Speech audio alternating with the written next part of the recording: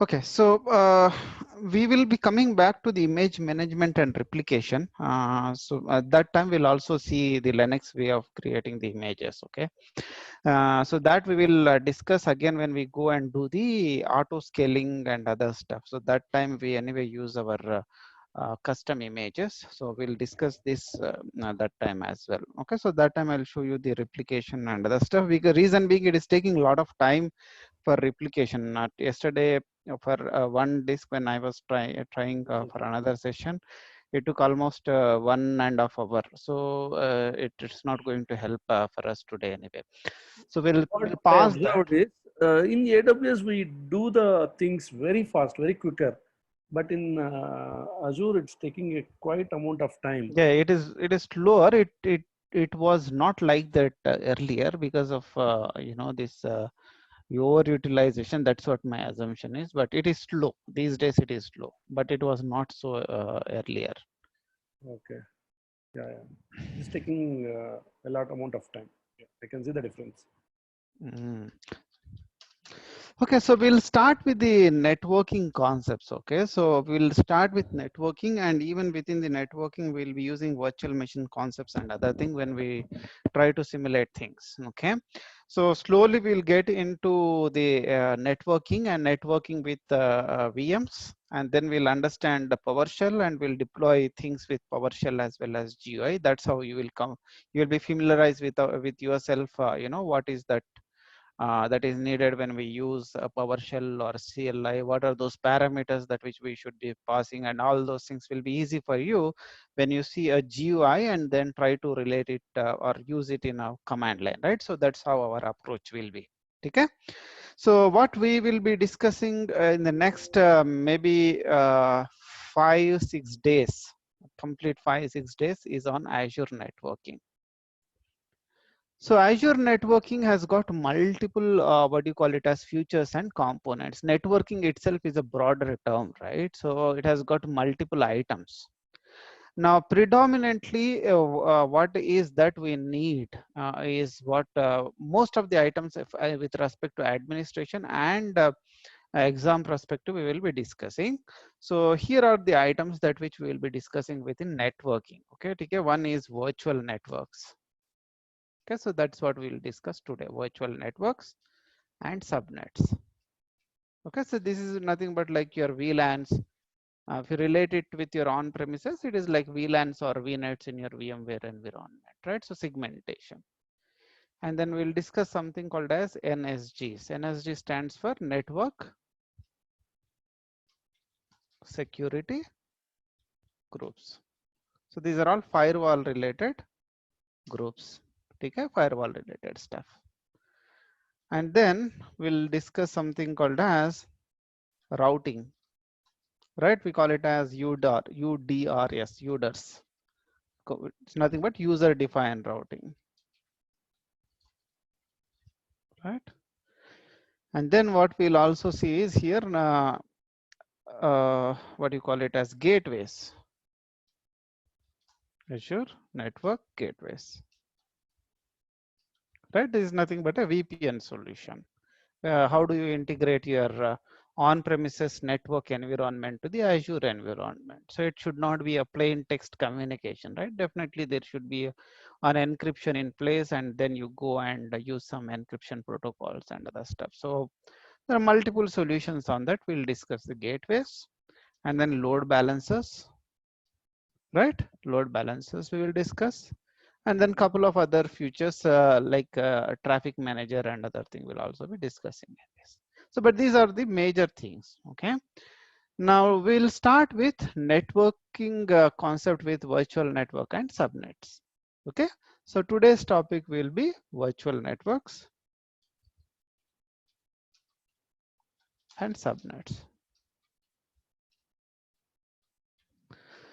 Okay, so what is a virtual network and subnet? Before we get into that, let us try to understand how things will be on premises or even in a virtualization worlds.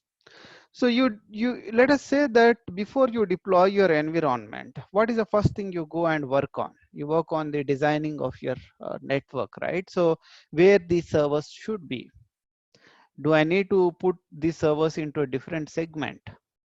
If so, with what servers it should be able to communicate? Where from what should be the routing it should follow, right? And all those things will come into picture when it comes to the network. So what you do when it comes to the on-premises, you go and segment your network into something called as VLANs, right? So on-premises, what you do, you go and put that into VLANs, right? Divide them into VLANs, virtual LANs, you call it as, right? So VLANs will help you to divide your network, right? Based on certain criteria, might be the production VLAN, DMZ VLAN, or dev test, and so on, correct? So similarly, on Azure, you have something called as virtual network. So virtual network will help you with a segmentation. It will help you with segmentation. So when we say segmentation, dividing something into multiple components, right? That is what we call it as segmentation. And it will also help you with isolation. Now, what is isolation? Which means that uh, you are restricting something from the other, right? You are isolating. So your virtual networks will help you to attain what? One is segmentation, second one is isolation. So when you talk about Azure Cloud, your Azure Cloud within your subscription, you can have multiple virtual networks. And those virtual networks you can divide based on your requirement. For example, if this is your cloud environment, and you may divide your cloud environment into multiple virtual networks. And each virtual network is isolated from the other, which means there is no communication between the VNets within the subscription. Which means when you divide your network into say VNets, a VNet 1 will not be able to communicate with VNet 2, or resources in one virtual networks will not be able to communicate with the resources in the other virtual network. That is a default behavior. If you want to change it, you can go and change it. There are ways to do it, but that is a default behavior. So you are segmenting, which means that you are dividing your network environment into multiple VNets, and you are isolating because by default there is no communication between the resources whatever you have in the VNet. So if this is VNet 1 and this is VNet 2, by default you will not have any communication between these two. So that's how you attain the isolation. Okay, so let us say that your Azure environment is divided into 3 virtual networks, and let us assume that these are the 3 virtual networks. And each virtual network for identification purpose will have a name, right? Virtual network name we call it as, I'll call them as VNet 1. I'll call this as VNet 2. I'll call this as VNet 3. Okay, so each VNet will have a name. Each VNet will also have a location, which means a location where this VNet is available. It is possible only to put those resources. For example, if this is in let us say US, central US. Let us say if this VNet is in central US, I can only put the resources of central US in VNet 1, which means VNet 1 is visible only to those resources which you are deploying in central US. So what you need to understand is virtual network has got a boundary of region. So it is not visible across the different regions. So if your virtual network you created in central US, and if you are creating a virtual machine in central India, you will not be able to see this virtual network because it is in a different geographical location. So what we need to understand is VNet has got a location constraint as well. And the third thing, it will also have an address space. Address space. When I say an IP address space, it is an IP address space. Now this address space will define what is the IP address range, the resources whatever are part of the VNet will be using. And the IP address space that whatever you use here is represented in a format called as CEDAR format. We'll discuss this CEDAR. It is called as classless interdomain routing. So what we need to understand is every VNet will have an address space, and that address space will be used by all the resources whichever are part of that particular virtual network. For example, let us say this has got an IP address space of 10.0.0.0/16. I'll explain what /16 is. We call this a CEDAR notation, which will give you certain number of IP addresses by changing the value of that 16 to something, or 16 to 25, 24, or you can call it as n. I'll put it as n in general. So by changing the value of n, you may have the change in the number of IP addresses available for that VNet. So during the creation of the VNet, you specify the IP address space, which means the range of the IP addresses the resources part of the VNet will be using, and the number of IP addresses that are part of that VNet. Okay, so this is the third thing. So you will have a name, you have a location, you will have an address space. Now, apart from this, there are other things that which are not needed for now.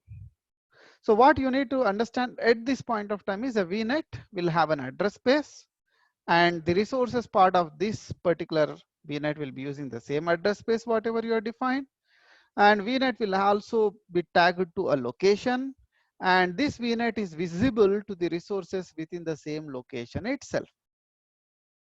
Okay, now each VNet can be further divided into something called as subnets. Each VNet can be further divided into something called as subnets. So what I'm trying to say here is you will not be able to directly put resources within the VNet, but you have to put them under the subnet. So that's the reason each VNet will have or can be further divided into something called as subnets. I'll name this as subnet 1 and subnet 2. So which means each subnet will also have a name. Okay, each subnet will also have a name.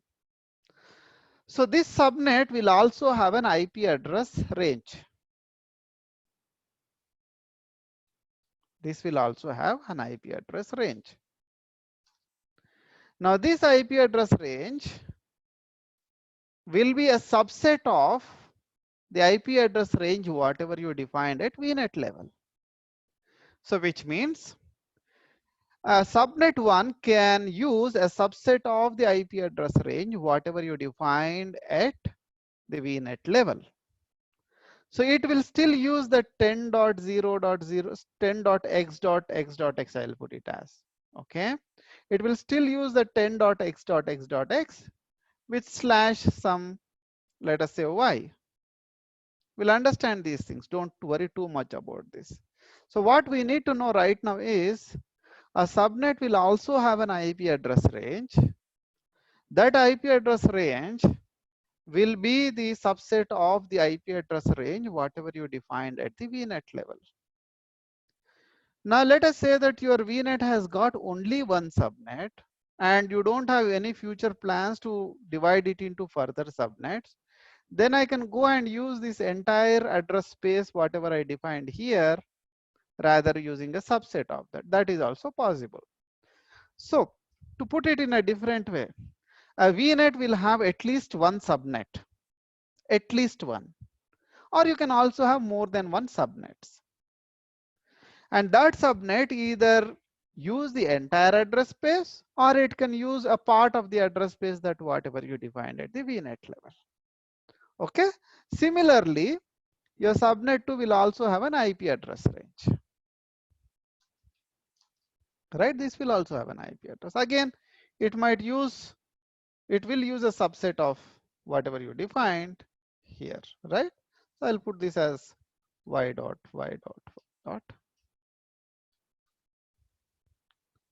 slash some number. Okay, so like this. So what we understood so far is VNet and subnet. So likewise, the VNet2 will also have same thing. It will have a IP address range. It will have a location, right? It will also have a location. Let us say it is also in central US, right? So it will also have some IP address range. Let us say it will also got an IP address range.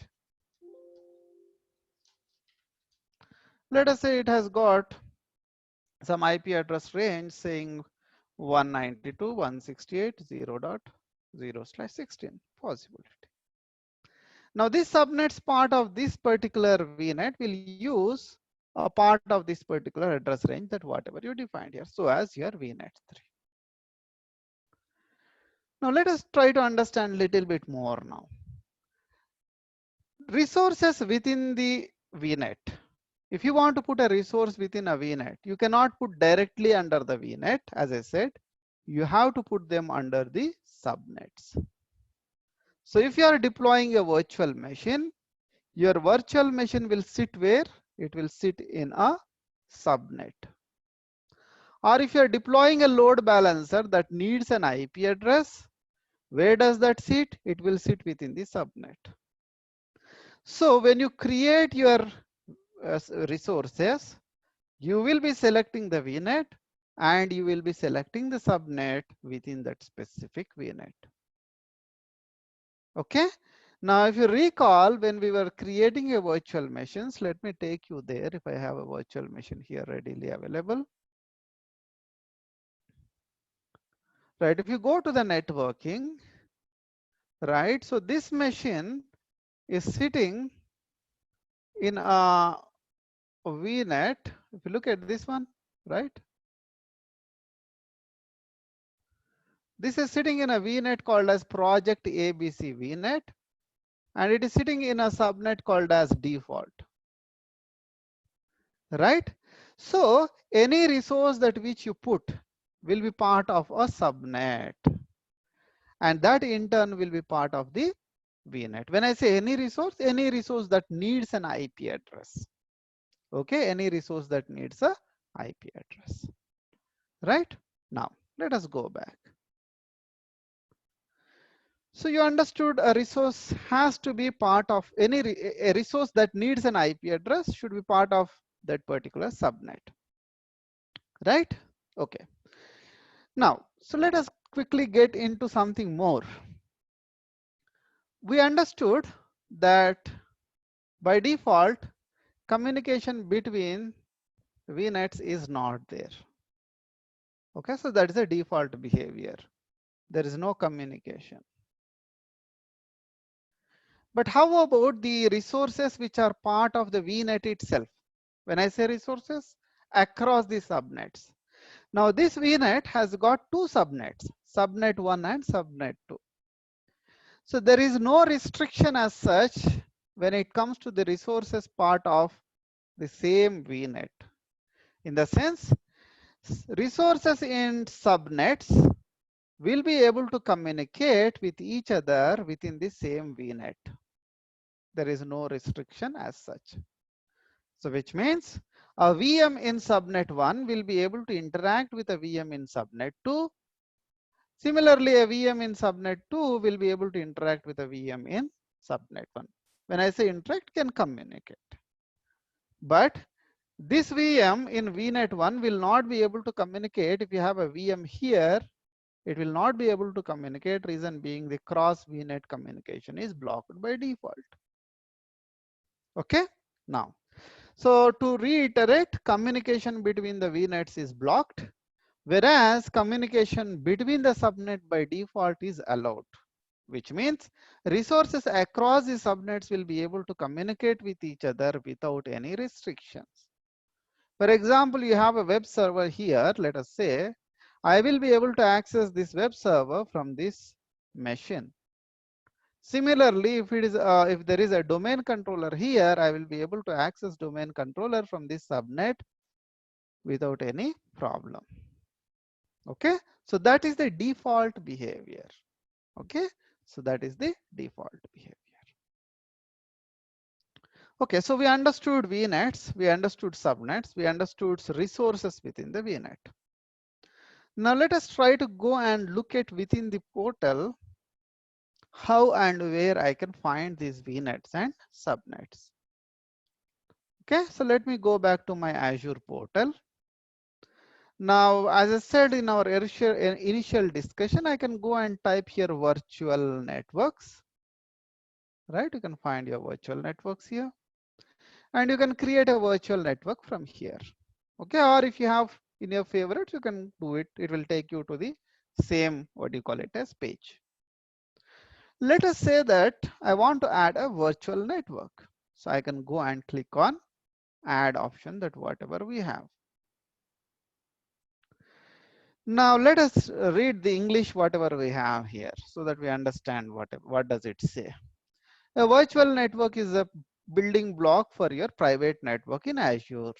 VNet enables you many types of resources such as virtual machines to securely communicate with each other, or to communicate with internet, or to communicate with on-premises. Okay.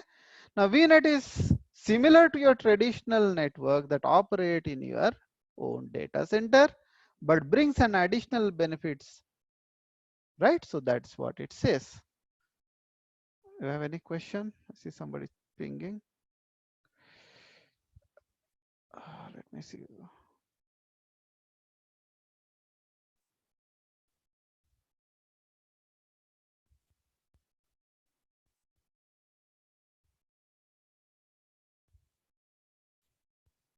Okay, fine. So he has to log off. I'll upload that. That should not be a problem. Yeah. Right. So this is what it says, right? So now, what is that you are being asked when you create a virtual network? It will ask a subscription for billing purpose. It will ask you, you have to put this in what do you call it, as a resource group for resource categorization. And of course a name, right? I can go and put a name here, vnet-1, some name to identify the virtual network. Or you can give some meaningful name like prod virtual network, dev test virtual network, kind of. That's up to you based on your requirement or naming standards what your organization follow. And where does this virtual network sit? Now this is very important. As I was saying, you should be creating the virtual network where you are deploying your resources. If I want to deploy my virtual machines in central US, then I'll go and create the virtual network in central US itself. Otherwise it will not be visible. Okay. So let us say that I want to go and put this in central US, right? So I'll go and select central US here. Sorry to, I think it is a lame question, but we can move resources right in Azure. After creation of this virtual VNet, can we move that resource to a different location? Okay, so movement of VNets to a different location. Is that what you're saying? Yes. See, it's a configuration, right? It's a configuration. So you can have same VNet, but we should avoid those conflicting actually, right? So that will be a problem. That's what Azure says. Don't put anything that which overlaps with your on-prem or with your any other thing. But you can move it. You can go and create there. You can also move across the regions. But when I say move, you have to recreate that. You cannot just move like from Other here to there, right? So you have to create it there. sure. Okay, so this is the region. Okay, now as I said, VNet needs an IP address, right? So now what is that it is asking you? Boss, specify the address space. Now every VNet, as I said, requires an address space, right? And that address space tells that, okay, the resources part of this VNet will be using this address range. Okay, let us say that I want to use an address space of 192.168.0.0. And this address space has got a range of /16. We'll understand this /16 tomorrow. Okay, so what is this and other stuff? But what we need to know right now is /16 defines how many IP addresses are available, right? It gives you 65,000 plus IP addresses when you put /16, right? So this is called a CEDAR notation. We'll understand this tomorrow, but just remember that, you know, this has to be represented in a CEDAR notation. Right, so you can see it, virtual network address space specified one or more address prefixes in CEDAR notation. So I can have one more address space also. For example, I can also have 172 dot some x dot x dot x. Like that, you can have multiple address spaces within the VNet. We'll come to that tomorrow. We'll discuss that tomorrow.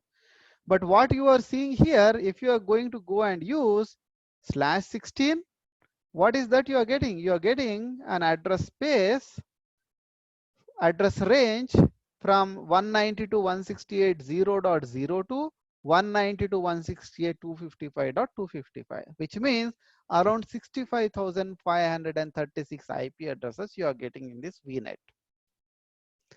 Now, how this 65,000 is being calculated, we'll discuss tomorrow.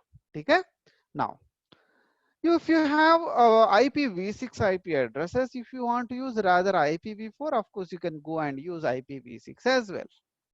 But we will use only IPv4 here. Okay. Now, this is the IP address range of your VNet. Now, here you see you have something called as subnets as well. Now, what is subnet? A subnet is a component which is part of your virtual network, right? It is part of your VNet. So that's the reason during the creation of the VNet, I have to create at least one subnet. During the creation of the VNet, I have to create at least one subnet. Okay, let me go ahead and add a subnet here. I'll name this as subnet 1. I'll name this as subnet 1. Now this subnet also need an IP address range. And this IP address range should be part of this 192 series. If I go and put, let us say 10.0.0.0, then let us say some 24, it says that the subnet address space is not contained in the virtual network address space, which clearly says that your subnet should be using any IP address that which is listed in the VNet. Okay, so it can be the entire address space or it can be part of that. Let us say I want to use a part of that. I'll use 192.168.0.0/24, which gives me around 256 IP addresses. So I can go and create one subnet. Similarly, I can add one more here as well. Subnet 2 and so on. Likewise, you can have multiple subnets within the VNet. Right, so this is the second. Third thing is firewall enabling and DDoS protection. DDoS is nothing but distributed denial of service, right? It is a threat most of the organizations has got. Now, if you want to have a protection to the DDoS, by default, you will be provided with basic, but you can go with standard, which is an enhanced security protection service. And this we will be discussing at the later point of time. Just remember that there is a service which you can use to protect your environment against denial of services. And if you have got firewalls, then you can also use this, right?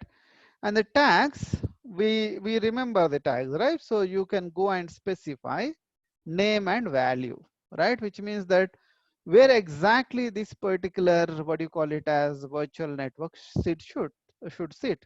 Let us say it belongs to prod environment. And within the prod, it belongs to web environment. Right? So within, let us say that app And let us say this application belongs to HR.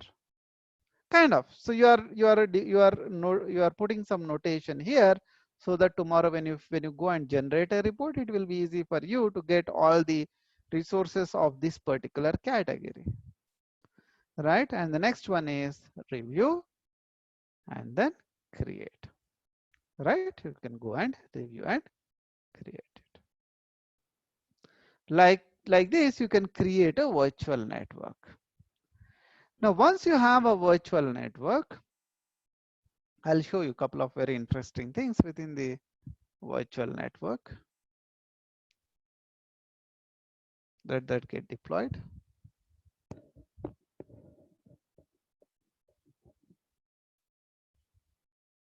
Right, so you have your virtual network deployed. Let me go to virtual networks from here. Right, you can see your VNet1. Now this VNet1 has got this address space. Okay, now it also specifies your DNS servers. We'll discuss that. Okay. Now, so overview is what you see here. If there are any devices which are part of this particular virtual network, which means that any devices which are part of the VNet or subnets of this VNet will be listed here.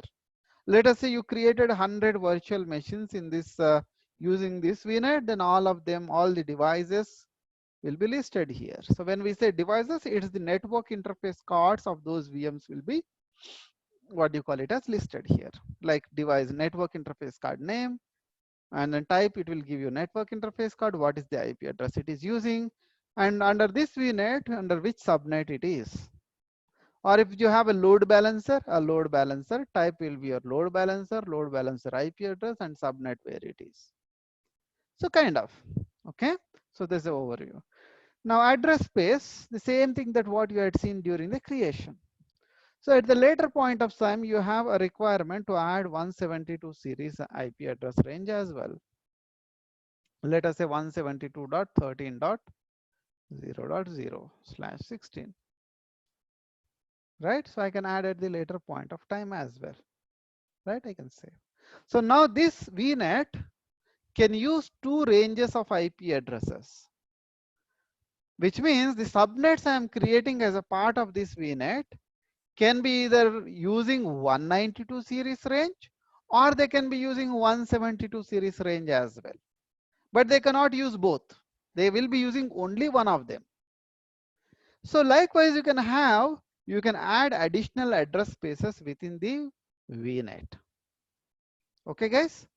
Now the connected devices, what you had seen in the. That means we can add a number of address spaces, but the subnets needs to use only one of this. Yes. Either when you create a subnet, either you use 172 or you use 192. Okay, sure. Right? You cannot use both, because during the subnet creation, you don't have that option itself, right? So when I go and create a subnet here, I will be choosing only one of the address space. Yes. Right? I will be using only one of the address space, right? So that's what it is. Right. So I generally thought that it would be a different VNet altogether. So okay, we can give 2 or 3 different. you can go and put that. We will be discussing very interesting things tomorrow. We'll see it. Okay. If you have two things, we'll try to simulate certain as scenarios. We'll look at some scenarios. We'll give you very good understanding on that. Sure, okay? sure. Yeah. Right. So connected devices. What are the devices which are part of this VNet, and then subnets. Now, during the creation, I added only one subnet, but at the later point of time, I can go and add additional subnets as well, subnet 2. Now, Azure has got an inbuilt, as intelligence, where it goes and picks the next available IP address range. So because you specified 192.168.0.0/24, it goes and picks in the same format 192.168.1.0/24. Right? It picks intelligently. If you don't want to use this, you want to use differently, of course you can go and change that. And it gives you 256 IP addresses. There are 5 IP addresses which are said to be reserved. Okay. Now why they are reserved is what we'll see tomorrow. Why those things reserved and other stuff. And gating, NATing at this point of time not required. Okay. So likewise, you can go and add multiple subnets. Right? I can go and add one more subnet. And this time I can go and use, right, subnet 3. Now what I'll use now is I'll use the other address space, right? 172.13.0.0/24. Right? I can use this. So your VNet can be combination of the subnet spanning across different address ranges. Okay? Right. So the next thing is DDoS protection firewall. Okay, so DNS. So let us say that you have some, by default, okay, let me put this way. By default, your machines, whatever the machines that are part of your subnets, which are in turn part of the VNet, whatever the IP addresses they get an IP address, they get a subnet mask, they get a gateway, and of course they do also get a DNS server IP addresses when you put ipconfig/all in a VM. But what are these DNS servers? Those are all Azure provided DNS servers, which means Azure has inbuilt DNS servers that will help you for name resolution or whatsoever. But think that your environment has got your own DNS servers, and you want to use those DNS server for name resolution rather Azure provided DNS servers. Where do you change them? You change them at the VNet level. So which means any VNet that which you create, after the creation of the VNet, you go and update your DNS server details here. If I got a DNS server with some XYZ IP address, then I'll go and put this particular, what do you call it, as server pointing to the DNS server, whatever I have. We'll see that practically, but this is the place where you can go and update your DNS server IP addresses. Then the IP addresses, whatever your VM's part of this VNet will get, the IP custom DNS IP address, whatever you defined here. And let us say there are already virtual machines which are running, and you change the DNS server IP addresses at the later point of time. Then you have to go and reboot those machines to get the DNS servers changed, or the DNS IP addresses reflecting the custom DNS IP address, whatever you define here. So that is another thing that which we should be aware. So which means if there are any resources which are part of this VNet, there are any resources which are running as a part of this VNet, and they already got, let us say, a default Azure provided DNS IP address, and you change at the later point of time, then you need to reboot those resources, if specifically the virtual machines, to get the DNS IP addresses changed. Okay? So that's the reason I think you also see a warning here. Virtual machines within the virtual network must be restarted to utilize the updated DNS server settings. So they must be restarting them. Okay, so this is the DNS option. And peering. Peering is day after tomorrow, we'll see. Now, what is the peering? Vijay, I have a query over here. How many subnets are allowed within the VNet? Around 200 plus. I need to check that exact number. I think we can go to that. Give me a minute. Azure limits and quotas. But we were seeing this portal, right? Limits and quotas. This is the one.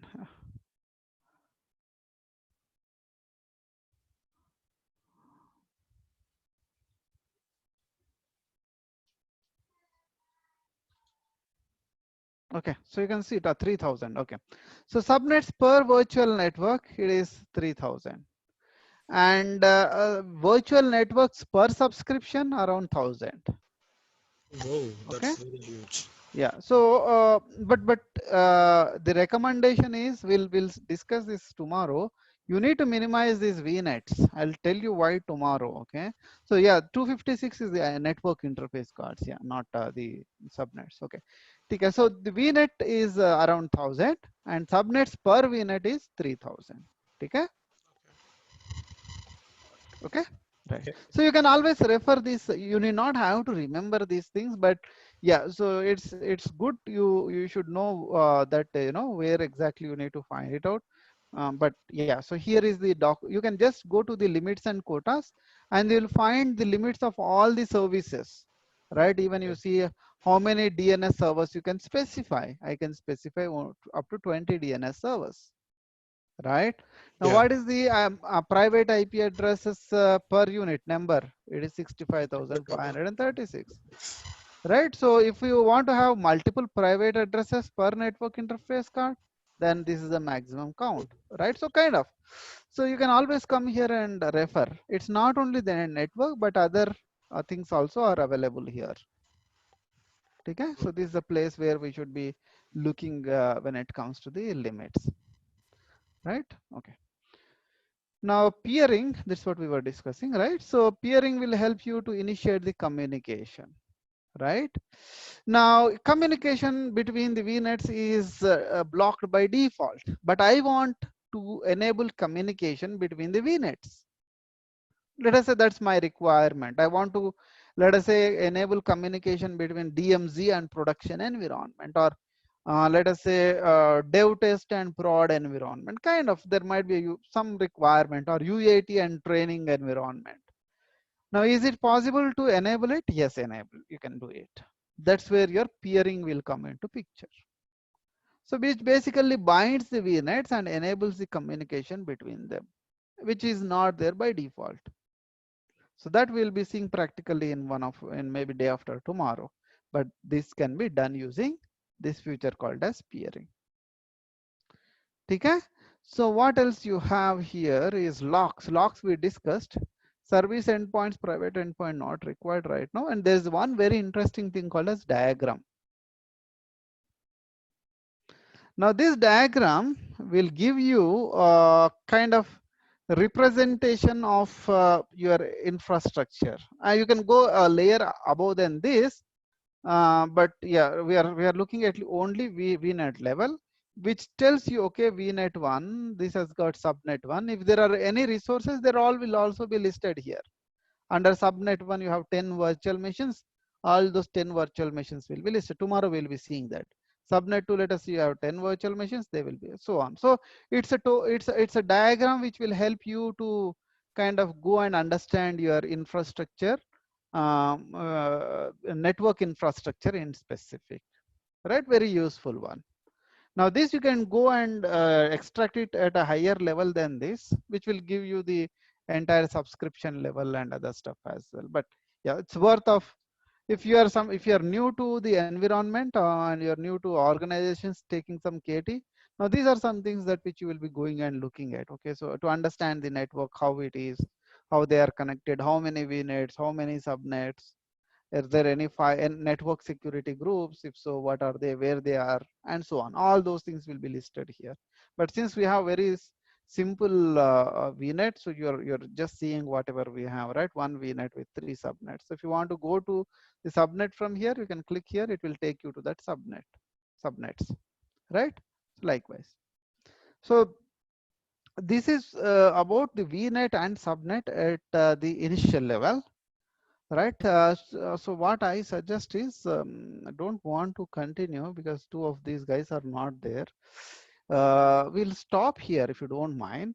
So tomorrow we will be reiterating few of these concepts, and then we'll go and put the resources in the VNets and subnets, and then we'll see how the communication will be across the VNets, within the subnets, what IP addresses they are picking. There are some reserved IP addresses. What are they?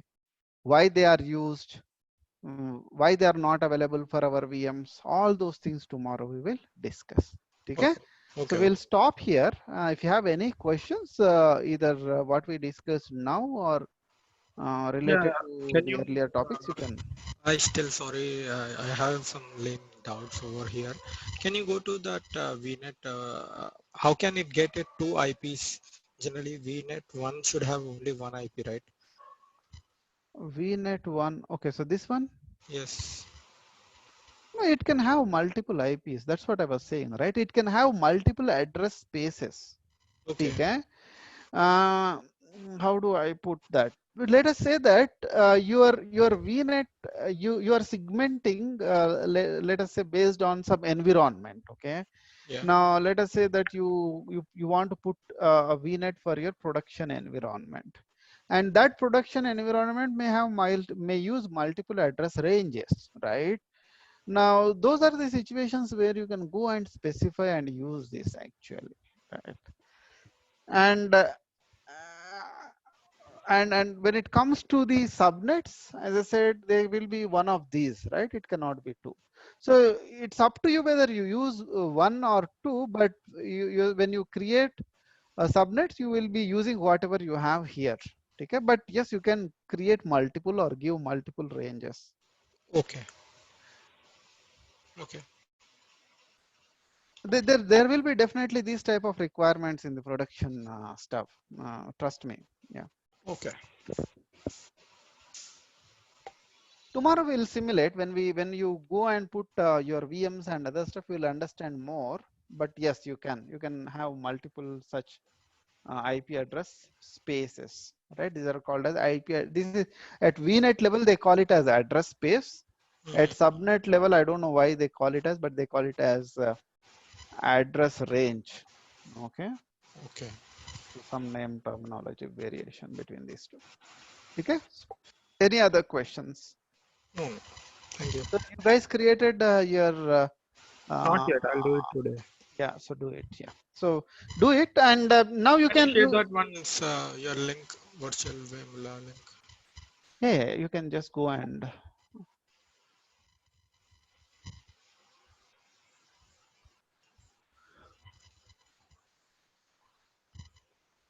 yeah, where it is, it's in Azure. Okay,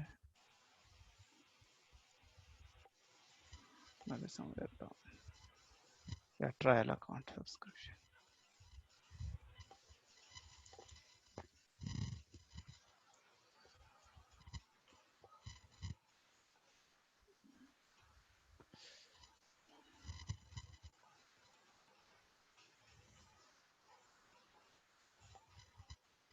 Okay.